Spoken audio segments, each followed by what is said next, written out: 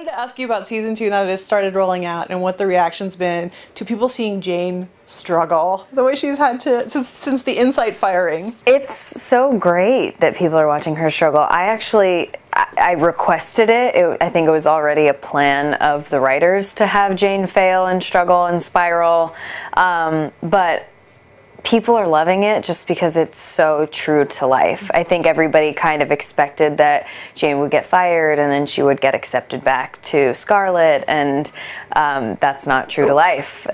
You don't really get the job back. So I think people are really happy with it, but I'm still getting the, okay, but we know she's going to end up back there. When is she going back there? And I'm like, when you found out that she was going to go back to Scarlet and talk with Jaqueline, did you know that it was going to end up where she was going to be told, sorry, the money's been allocated elsewhere? Yes, I knew that she wasn't going to get the job. And I was like, yes, good. I'm happy about that. And I think that it's great. I've loved Jane's storyline season 2.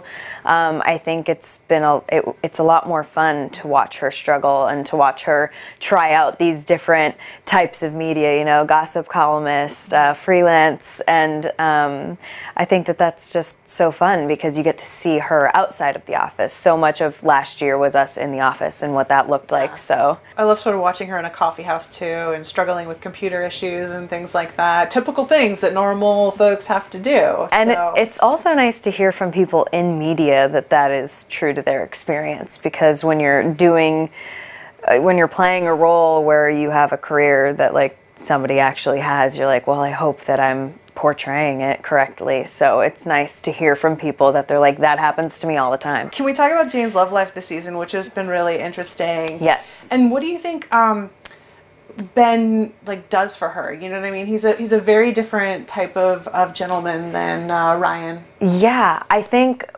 it's interesting because we're seeing Jane for the first time without any sort of structure in her life.